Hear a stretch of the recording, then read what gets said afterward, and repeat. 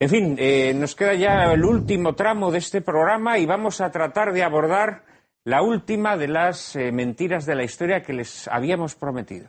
Vamos a hablar del Valle de los Caídos. María Cárcava nos introduce en el asunto. El Valle de los Caídos comenzó a erigirse en el año 1940 por expreso deseo del general Francisco Franco en el municipio de San Lorenzo del Escorial, a unos 50 kilómetros de Madrid. El 1 de abril de 1959, transcurridas casi 2 décadas, se procedía a su inauguración. Este magno conjunto arquitectónico, compuesto por una abadía benedictina y una basílica coronada en el exterior con una inmensa cruz, fue erigido con fines religiosos, sociales y culturales al servicio de la concordia y de la justicia entre los españoles, según se recoge en sus documentos fundacionales, que hacen especial hincapié en su condición de túmulo de todos los caídos. En este sentido, el historiador Luis Suárez afirmaba en el año 2005: el Valle de los Caídos fue concebido desde el primer momento como lugar de reposo y encuentro para los muertos de ambos bandos en la guerra civil, ya que unos y otros entendían haber luchado por una España mejor o simplemente estar cumpliendo su deber. Pero en volandas de la llamada memoria histórica se ha pretendido presentar el Valle de los Caídos como una tumba faraónica construida por y para Franco, con la sangre de hombres rebajados a la categoría de esclavos que en gran número eran presos políticos. En definitiva, un símbolo macabro y dictatorial que los vencedores construyeron simplemente para humillar a los vencidos. Ángel David Martín Rubio tratará hoy de desvelar cuáles son las mentiras más fragantes que circulan sobre el más controvertido monumento español. Ángel David. Bueno, pues yo empezaría haciendo un esfuerzo por despersonalizar el Valle de los Caídos, porque me parece que en el fondo el edificio, la monumental basílica, la cruz, la abadía benedictina que está allí y una institución que se creó en su origen con la intención de fomentar el estudio de la doctrina social de la Iglesia, forma un conjunto que responde a una constante del espíritu humano. Es verdad que históricamente pues es el anterior jefe del Estado, el generalísimo Franco, el que, digamos, toma las iniciativas o, digamos, lleva a cabo los aspectos más visibles para poner en marcha esa obra. Pero no es menos cierto que yo creo que en cualquier otro episodio de dimensión histórica, ¿no?, de grandeza histórica, pues encontramos esa tendencia a inmortalizarlo en un edificio, en un monumento conmemorativo, en piedra, ¿no? Es decir, los hechos pasan, el recuerdo de los hechos, pero los grandes monumentos, pensemos en la antigüedad o en la Edad Media o en épocas más recientes para nosotros, a un paso del Valle de los Caídos tenemos el Escorial, ¿no?, que responde a esa constante del espíritu humano. Lo que pasa es que hay algo específico también dentro de esa constante, que es en el caso de una mentalidad pues formada a la sombra de la Iglesia, en el caso de una mentalidad católica, pues esos edificios no son como las pirámides del antiguo Egipto, como los arcos de triunfo de los emperadores romanos, sino son, pues como hemos evocado antes, como el Escorial, pues son un templo, en este caso una basílica monumental, excavada en la roca, rematada con una cruz también de dimensiones imponentes y que adquiere ante todo pues un significado enraizado, conmemorativo, un también venir a poner un punto final en un episodio de la historia contemporánea de España que yo creo que todos los protagonistas que lo vivieron y que contribuyeron de una manera o de otra a levantar ese edificio y que incluso nosotros hoy lo podemos ver con esa perspectiva, todos coincidían en señalar que había sido un episodio dramático por una parte, pero que había alcanzado también unas dimensiones de gran valor, pues incluso testimonial, humano, por esa enorme capacidad de sacrificio, ¿no?, del pueblo español. Y también por el valiosísimo testimonio de tantos y tantos mártires, víctimas de una persecución religiosa terrible, que adquiere caracteres de verdadero genocidio, especialmente en los años alrededor de 1936, y que es una de las causas que no se puede dejar a un lado, junto con otras, algunas de ellas las hemos apuntado aquí en estas intervenciones anteriores, que desembocan en la guerra civil. Se quiere decir, bueno, hemos llegado hasta aquí, lo que empieza ahora es otra cosa, empezamos una nueva época, empezamos una nueva etapa, vamos a sellar nuestro pasado con un signo de reconciliación, como es la cruz, y un signo de reconciliación que no puede prescindir de la verdad, ¿no?, porque entonces no sería verdadera reconciliación. De hecho, en la introducción se decía que oficialmente las obras del Valle van de 1940 a 1959 y no nos imaginemos que en 1940 está ya todo diseñado, ¿no? Y que todo se hace de acuerdo a ese mismo proyecto, ¿no? De hecho, hay varios proyectos. Viendo algunos de los otros que se propusieron, pues uno se alegra de que se eligiera el que finalmente se eligió, ¿no? Pues porque probablemente por su grandiosidad, pero al mismo tiempo por su mesura y por su carácter clásico, pues es mucho más intemporal que otros que se propusieron, pues más al hilo de corrientes arquitectónicas, muy al hilo de la época, ¿no? De la década de los años 40. Y entonces el propio monumento también, pues a lo largo de esa gestación tan larga, pues va madurando, y al final pues se convierte en eso, ¿no? Un gran mausoleo en el que, pues, por una voluntad no exclusivamente del jefe del Estado, sino también, ahí hubo también, él principalmente, pero también hubo insistencia por parte de la Iglesia, por parte también de buena parte de la clase política, que sirviera de mausoleo no para una persona, eso lo podemos tratar después, sino de manera indiferenciada para las víctimas de la Guerra Civil Española, y lo que la hace yo creo que también es realmente específico en relación con otros monumentos conmemorativos o con otros mausoleos que puedan existir en otros lugares o en otras épocas históricas, es el darse la circunstancia de estar enterrados en el Valle de los Caídos sin ninguna distinción de tipo exterior, combatientes y víctimas de los dos bandos de la Guerra Civil. Con esa voluntad de una reconciliación que a algunos en aquella época les pareció excesiva, pero que yo creo que, si lo pudo ser, está temperada y está ciertamente llevada a sus justos límites, puesto que todas esas víctimas reposan bajo la sombra de una cruz que en el fondo viene a recordar, yo creo, el significado más profundo de aquel episodio. Ahora bien, y termino porque luego creo que hablaremos de algunos de estos temas, el Valle de los Caídos se construye entre 1940 y 1959, se construye al final de una guerra civil, se construye en unas circunstancias históricas ciertamente difíciles, no solamente en España y no solamente en Europa. Entonces, algunas de esas afirmaciones que ahora se hacen en realidad no consisten en otra cosa que en sacar de contexto dificultades, problemas, tensiones que eran perfectamente comprensibles en una situación como la que se dieron. Y luego, ahí quedaría en último lugar, también yo creo que daría mucho juego para luego que intercambiemos alguna opinión, cuáles son las raíces de esa persecución salvaje a la que sistemáticamente y fundamentalmente por parte de los gobiernos socialistas desde 1982, pero ahora de manera más radical aún en esta última fase de estas últimas legislaturas, cuáles son las razones últimas de esa persecución salvaje que se ha desatado contra el Valle de los Caídos y fundamentalmente contra la dimensión religiosa del Valle de los Caídos. Javier. A mí me gustaría hacer hincapié dentro del Valle de los Caídos a qué es lo que se hace ahí desde un punto de vista técnico, porque puede aclarar muchas luces, porque claro, se han oído decir cosas tremendas.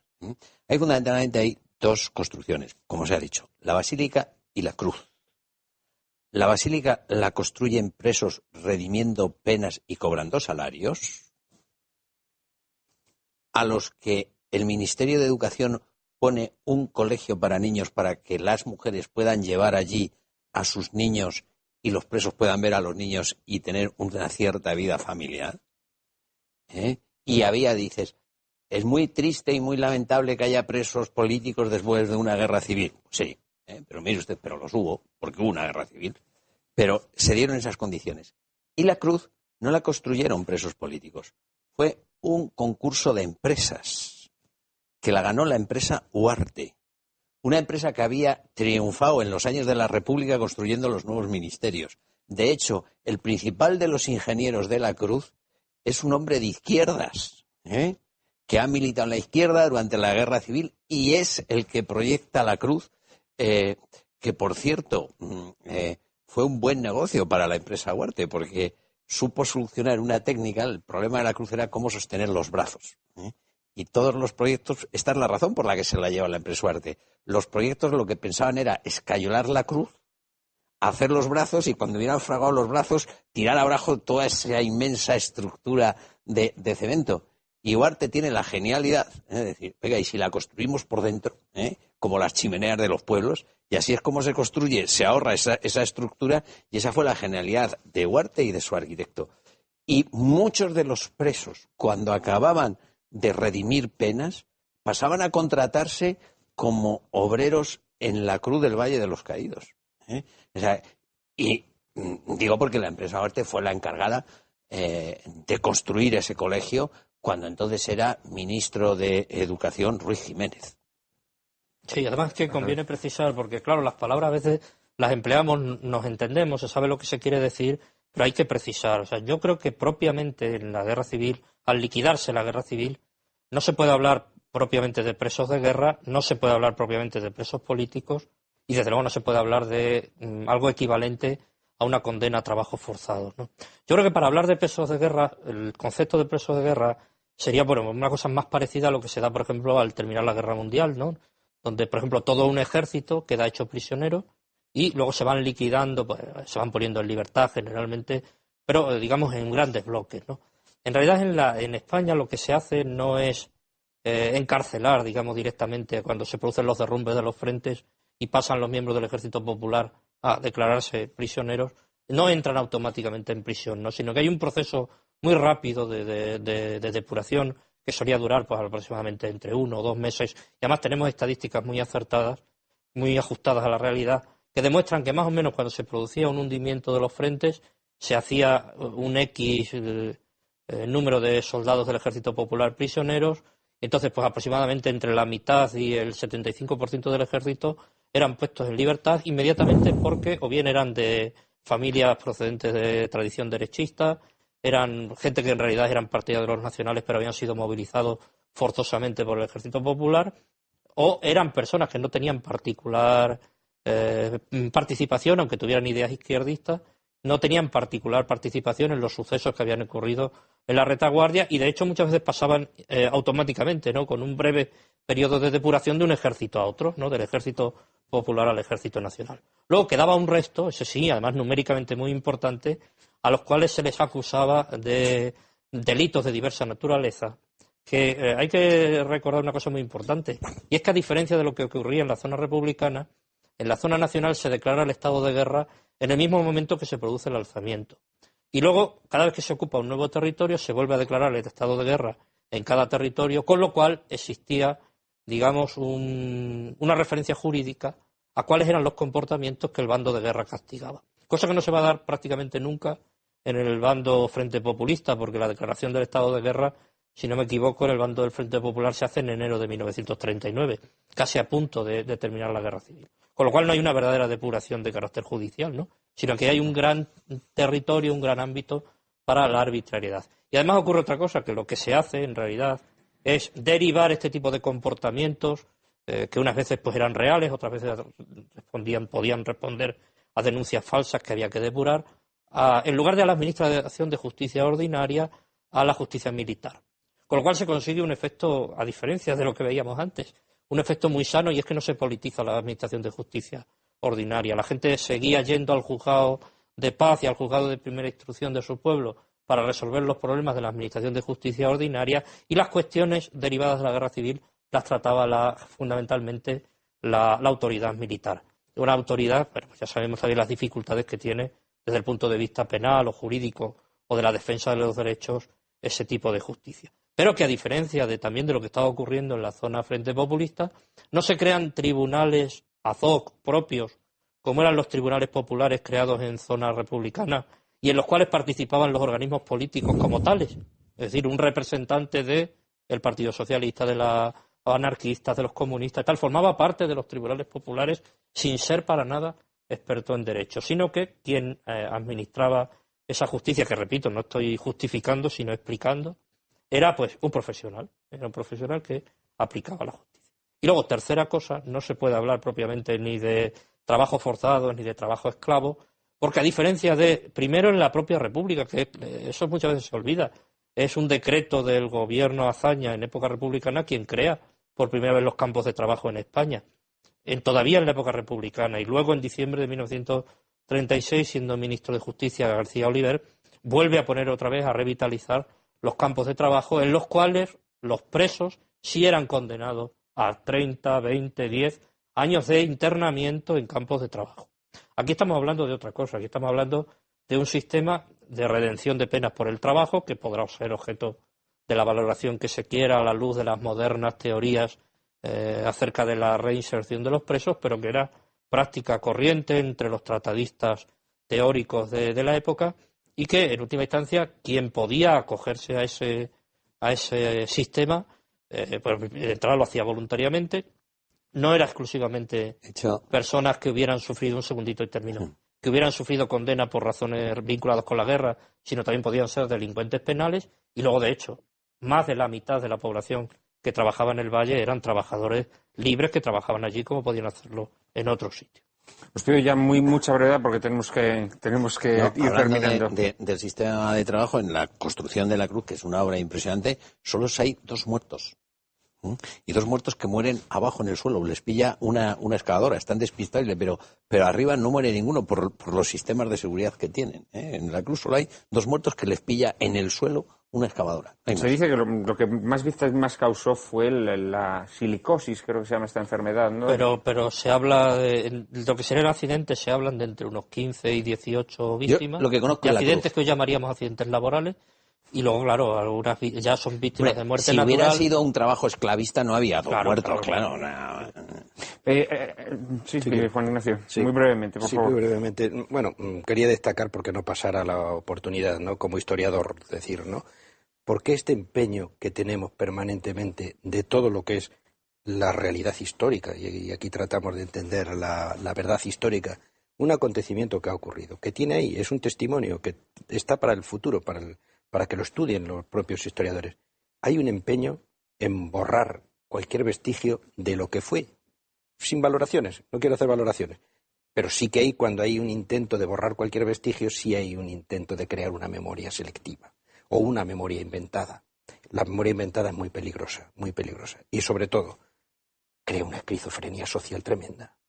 Si no nos reconocemos a nosotros mismos, no somos capaces de metabolizar nuestra propia historia, estamos condenados a repetirla.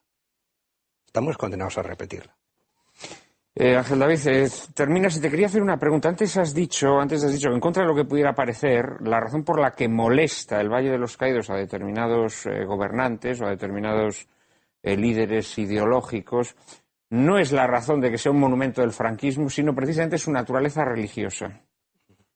Sí, decías antes. Sí, o sea, pero es que yo el análisis lo extiendo, si quieres, al campo más amplio. O sea, si el franquismo molesta el periodo histórico, a mí no me gusta hablar de franquismo, prefiero hablar de la España de Franco como mucho, como un periodo cronológico, ¿no? Pues creo que no existe un régimen como tal, que se pueda llamar así, ¿no? Con ese adjetivo.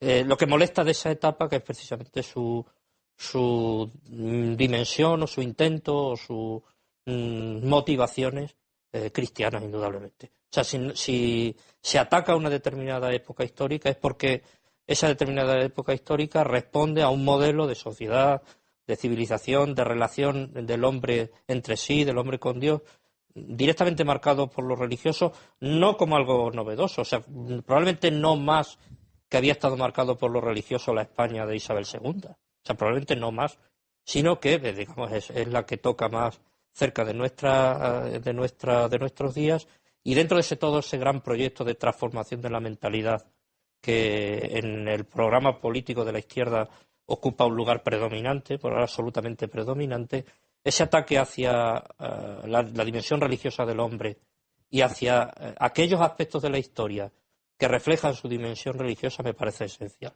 No diría yo que hay más inquina o más odio, por ejemplo, hacia el Valle de los Caídos, que hacia la obra de España en América, que hacia el Escorial, que hacia otros símbolos, otros momentos, otros episodios de nuestra historia, pero que están marcados por un horizonte común.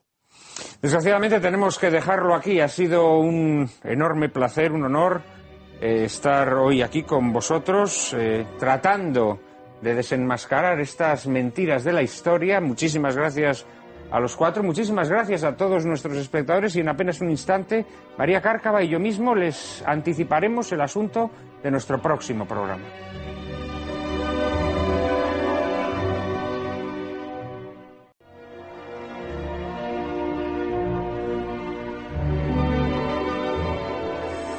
Bueno, y después de este programa dedicado a desvelar las mentiras de la historia, la semana que viene trataremos de desvelar una gran verdad de la historia por petición de muchos de nuestros espectadores y por gusto de quienes hacemos este programa. Dedicaremos la próxima edición de Lágrimas en la lluvia a profundizar en el sentido originario y auténtico de la Navidad, casi irreconocible en una época que, como anticipó Chesterton, al despojarse de lo sobrenatural, no se ha quedado con lo natural, sino con lo antinatural. Ilustraremos nuestro coloquio con la conmovedora comedia dramática de Frank Capra, Qué bello es vivir, protagonizada por James Stewart. A Stewart le acompañarán una pléyade de los mejores secundarios del Hollywood dorado, de Lionel Barrymore a Thomas Mitchell, pasando por el angelical Henry Travers. Una obra que tal vez todos hayamos visto alguna vez, pero que vista con ojos auténticamente navideños parece siempre nueva. No se la pierdan. Ya saben que a partir de ahora no podrán llorar lamentando que la televisión es un desierto de la inteligencia y el buen gusto. Ahora ya pueden refrescarse en el oasis que les brinda Lágrimas en la lluvia. Todos los domingos a las 4 de la tarde, aquí, en Intereconomía Televisión.